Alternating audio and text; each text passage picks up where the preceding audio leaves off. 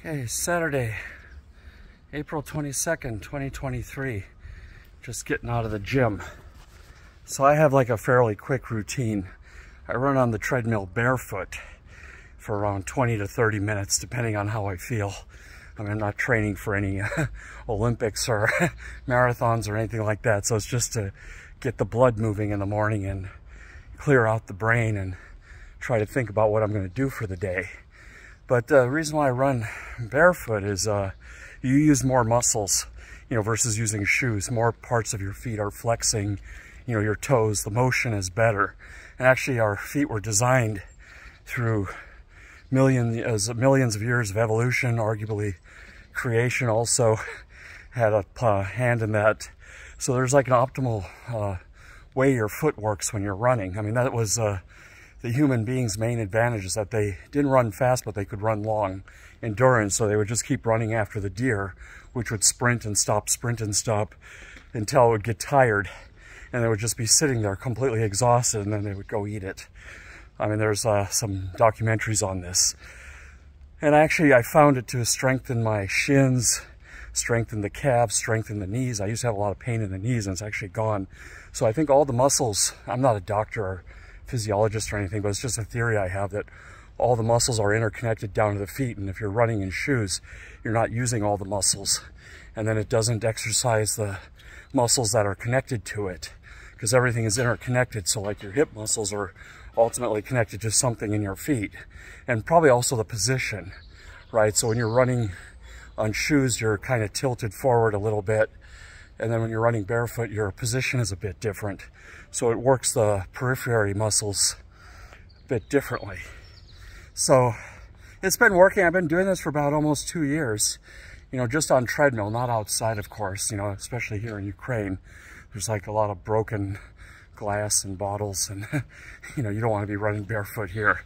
I mean, even in like Oslo, Norway, it's risky, so yeah, I mean, it's just, yeah, it's not a good idea out here. So, yeah, no, I've just been, watching the news again. I turned off the news because we've been having air alarms last few days. They were gone for almost a month. It was just like as if nothing was happening, and now all of a sudden there's air alarms, there's a lot of news. I guess the spring offensive is happening, and this General Hodges, he's been on TV a lot. He's a retired U.S. Army general and now an advisor, or I guess a commentator. And he believes, I guess, the Ukraine is going to go for the Crimea this spring. And I certainly hope so. I guess that's what it would take to psychologically break the Russians. That's their prized possession. But I guess the other issue is that if Ukraine starts doing too well, the Russians would go nuclear. I guess China's holding them back, because everyone knows if that happened, whole world is going to change. Whole economy is going to be, that would be the shift, or that would be the focus, is to shift the world economy away from Russia, China, even India, Brazil, all these kind of quote-unquote belligerent and quote-unquote neutral countries, and it'll really wake people up. And the Chinese don't want that. They're still, I was looking at some trade diagrams, they trade a hell of a lot more with America than they do with BRIC countries. Still, it's still quite significant for them. So it's a lot of talk. And that was another thing I wanted to discuss today. Everyone's talking about like, decoupling from the dollar and everything. And I had a pretty good talk with some friends. I don't know if it's decoupling or just new options, because the world economy is growing. So, 10 years ago it was $50 trillion in all dollars. And now the world economy is like $100 trillion or something. And so maybe it's now going to be like 60 or 70% dollars, and then 30, 40% other things. It doesn't mean the dollar is going away. It just means that there's other options. And that's inevitable with growth. If a market segment grows, it can't all be owned by Nokia. Then other people step in, or let's say Apple. Nokia is a bad example. They're completely gone. But, like other people step in, but Apple still has, and Samsung still have a major share of the market. So, I don't know, this death of the dollar stuff, I mean, I used to actually believe in that stuff like 12 years ago, and I missed the rise of Apple, I missed the rise of Microsoft, missed the rise of Amazon, you know, missed the rise of Facebook. You know, I mean, whatever your personal, going on in your personal life, you can't use that as a basis to, you know, judge what's really happening in the world. I mean, yeah, if something is not going well in your life, you get into a dark place and you think the whole world is a bad place, but still life goes on. And this is one view I have about big companies, you know, like Microsoft, Amazon, Nvidia, Intel. They snatch up these small companies and opportunities before they even hit the market. You know, so you're almost better off buying the big companies, because if you are running like an outstanding small company and you're thinking about going public, usually you get hit with private equity offers first for a buyout. You know, and a private equity, like basically a group of rich people, buy out the whole company, and either they will take it IPO, or they will just sell it off to Microsoft or Amazon or something like that, or break it up into pieces and sell it off. So it's changed a lot since the 80s and 90s, you know, where a penny stock could make you rich. I think, yeah, and then you also have these college graduates going to Stanford and Caltech and MIT. They're racking up a ton of debt. They don't, most of them, some of them have rich parents, but most of them have to get a job. And they get jobs with these big companies. And so these big companies are, you know, this Amazon and whatever, they're hiring the world's smartest people. You know, BlackRock, where I used to work, should have seen, I mean, we had people that were like Olympic swimmers and then able to code in Perl and C++ and all this other stuff. And then they also passed the CFA exam. I mean, they hire these like supermen and superwomen to these companies, you know, and basically the student debt kind of keeps them chained up. And, you know, they're very competitive. Obviously, they were competitive in school, and it makes the company better. I mean, these people are willing, you know, they work till 12 o'clock at night, wake up 6 in the morning, sleep under their desk, and then they have IQs off the chart. So that's what you're buying when you're buying stocks in the top American companies, is this access to the Caltech and MIT and Stanford and Harvard people, you know, the ones who had to work their way through. The rich ones, of course, anyway, get hooked up with private equity jobs, and then they're in contact with the other people. Anyway, so that's just my investment view. It's not advice, but I'm just sticking with the big names. And as far as cryptocurrencies go, I don't think it's going to save us from the dollar's demise and everything. I would almost, even gold, right? There's still a lot of gold on the ocean floor and in the mountains and everything. So if the price goes up, then the opportunity for miners and everything, you know, gold mining companies to go and exploit that gold. So I do have a small position in gold mining companies. I do have a small position in gold from the old days, you know, when I used to believe the whole world was coming down. But whatever happens with the global economy or the American dollar, technology is going to always advance. Even in the dark ages, you know, after the collapse of Rome, there were advancements happening here and there, and even in the Far East and, you know, other places the world were prospering. And then eventually all these inventions came together, and we got the Renaissance, we got the printing press, you know, and just things started to take off. So I'm always betting on the human spirit and human innovation, not on you know, apocalypse, you know, apocalyptic times, because even during those times, smart people are going to figure stuff out. You know, it's like there was a time when aluminum was more expensive than gold, and some French guy, and I think he was at the same time some American guy, they were tied for the patent. It was like the Ericsson and Alexander Graham Bell with the phone, figured out a way to get aluminum out of the bauxite, the mineral where aluminum lives, cheaply. You know, found some extraction process. So, yeah, no, we are always having these talks, because, you know, when you watch the news, you know, they're always showing all these shootings and everything. But America's like 350 million people, so even if there's like 100 shootings a day, and you consider that over the whole country and everything, it's actually not, most people's lives are just going on. Most people are just going to work, you know, coming home, eating dinner, and going to bed, going to the gym, going to the supermarket.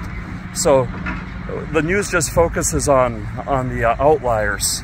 It's still an outlier, right? I'd hate to say it. It's still, I think when you look at the statistics, it's nothing new. It's nothing too crazy. I mean, it is crazy. I mean, don't get me wrong, people are dying and everything, but it's always been like that. America's always been a bit of a reckless place. I mean, look at the 1800s. You know, what the hell is going on there, you know? So if you put it in perspective on a long view, it doesn't mean America's going downhill. America's always had problems. It's a big country and it's very loose, you know, and there's different processes in different places. It's not like Norway, where you go to the northern Norway and they have the exact same office and exact same process and online forms like you have in Oslo. I mean, America, everything is different everywhere. I mean, there's some standards, of course, some things are standardized, but there's a lot of variation, and that's actually what brings about the innovation. You know, that it gives different perspectives. So you bring someone from Kansas together with people from California and immigrants from, you know, Germany or Japan or China or India, and you know, you put those guys all in a room, they're going to think up something better than like 5 guys from Ukraine or 5 guys from Norway. You know, they're going to definitely come up with a better solution and more ideas than 5 of the same. So I'm not so down on America. And I was telling one of my friends, Dave, you know, he works with us at Restack on the community management. The dollar going down is actually a good thing. Exports will go up, you know, for Boeing airplanes and US weapons and all the other US products, you know, Microsoft Office and whatever else. You know, there's just so many things America makes, like small and big air conditioners and, you know, industrial equipment, you know, Chevrolet cars.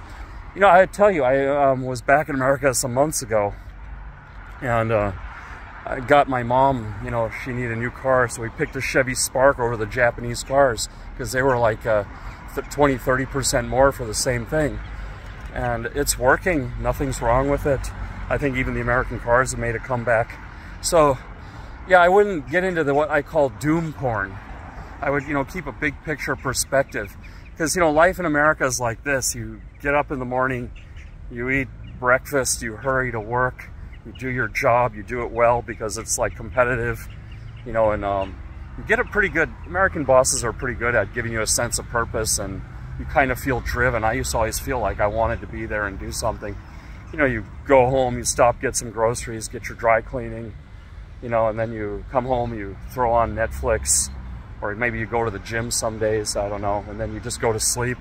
And most people are just living in this circle, and in the process, they're very productive. You know, they're just driving a lot of innovation. You know, they got their stuff going on the weekends, barbecues, family.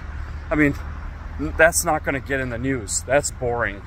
I mean, people just living a normal life does not make the news headlines. You know, when some crazy shoot up a birthday party or something, that makes the news. You know, I mean, and yeah, gun violence is a problem in America, but, you know, let's be honest, it's always been a problem, and it was even worse like a long time ago, and America still moved forward, America still progressed. So betting against America is like it's a very risky proposition, you know, to take these bets against America. You know, and I mean, I'm in the NFT and crypto, well, I wouldn't say crypto, I would say blockchain business. We're into the technology, not the fact that this is aiming to replace the dollar, but like I said, blockchain has uses in consumer loyalty, gaming, you know, collectibles. You know, it's just basically digitizing baseball cards, digitizing Dungeons and Dragons, you know, digitizing, you know, your loyalty cards.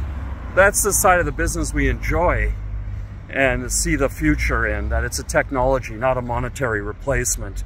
I've been very clear about that. I'm very pro-American, very pro-dollar, you know, because, you know, it's, like I said, if you actually lived in America and worked there, and worked in a company like BlackRock, or, you know, worked in a Microsoft, or worked in one of these companies, they're doing stuff, and stuff moves forward, and stuff is slowly improving. I mean, when you're in the middle of the shit every day, it doesn't feel like it, but when you step back and look, things are changing and evolving very fast, and it's a lot different than Europe. I mean, Europe is still a bit pedantic, and people have their little cliques and groups, and it's very hard for them to change and take risk in Europe. Like in Norway, everything works great, but really the innovation is more of an implementation of stuff that's already out there. I mean, they have invented stuff in Norway, but they can't commercialize it because the local investors are so risk adverse. They'd rather buy apartments and, you know, invest in an oil company, which gives them a known outcome, than take a risk on the next Google. So those people all end up going to America. There was a company called Meltwater, WeVideo. These were all started in Norway, and then they all had to go to America to grow. So this is still something that's a distinct American advantage. But if you watch the news and that's all you watch is news, and then you think that's everything, that's just 1% of the events get 99% of the coverage, and then you think that's 99% of life. No, 99% of American life is just boring. That's why I'm here in Ukraine. I mean, it's just you're just on a hamster wheel. You wake up, you know, drink some strong coffee, get a kick in your ass, you know, eat some microwave oatmeal. You know, you jump in your car, you're in a traffic jam, you turn on this radio, MJ and BJ, I remember in Tampa, Florida, or Mancow, and you listen to all this garbage on the radio. They're pranking people and all this stuff, and you get to the office and, you know, you hustle to your desk, you log in, you get like 50 emails overnight, you know, and you got to go through them, and then someone's calling and screaming at you, and then you get to lunch, you know, and then you just go down to the cafeteria, you grab something quick, bring it back to your desk, and then, you know, you get to the, you know, afternoon, you know, you have a little break, you go to the little coffee room, there's a little cubby on the side, you know, and you talk, and then sometimes they have a gym in the office, so you hit that right after work, and then you go home because you know it's just crazy to like drive right in the middle of the rush hour, so you kill an hour in the gym and let the rush hour subside. You know, you hit the grocery store. That's the life. That's what most people are doing. You know, it's they're not out there shooting each other and, you know, doing all this like crazy stuff you see on TV. That makes the news, because when something like that does happen, it's newsworthy. Normal life is not newsworthy. Normal life is normal life. It's norm in the middle. Who cares? You know, you know, it's you know, I mean, so yeah, so that's why I'm telling you, if you want some interesting life, it's time to move to Ukraine. You know, it's time to be here. You're on the ground floor, because they are going to win this war. I mean, I was talking about this Crimea thing. I think it's going to be a well-orchestrated offensive, and the Russians, they're dropping bombs on their own cities, and I think their morale sucks. I think deep down, I mean, we would like to think that they're all monsters over there, and I think there's a good amount of them, but there's also a lot of people there, I think, that have some self-awareness and understand what they're doing is wrong, and all their options are limited. And I wouldn't be surprised if that pilot dropped the bomb intentionally or something. I mean, they have had some defections, and, you know, we're not hearing much about that, but there are people defecting. There are bounties if you defect, and they're really screwing up, and there's a lot of infighting, I think. And they're going to burn out. The West is strong. The West has the luxury of printing money because there's enough food and enough innovation to make up for it. And, you know, everyone's asking like, oh yeah, they're printing money and they're printing money. Yeah, but it's offset by innovation. You don't need gold. You don't need, you know, natural resources or anything. If you are constantly inventing and doing things faster than you were doing before, and better, and with less people and less resources, that backs the dollar. 12 aircraft carriers, enough nuclear weapons to wipe out the earth 19 times over, that backs the dollar. And I mean, this is like Russia versus Ukraine. This is like superpower against a small, disorganized country, and they're getting slaughtered. And I think a lot of Russians are waking up to the fact that you know, they're not on the A team anymore. You know, they're not, you know, and I think the Russians are going to have to worry about China pretty soon. You know, coming, you know, China's loving this, that Russia's getting weakened, because they're going to take a pound of flesh for any help. China's not their friend. China's an opportunistic nation. But anyway, that's my Saturday morning tirade or rant or, you know, thoughts or something. I know I'm a bit all over the place. It's just, I get juiced up from the gym, and then these thoughts start flowing. But yeah, remember, America, it's a great place, really. You know, in many ways I miss it.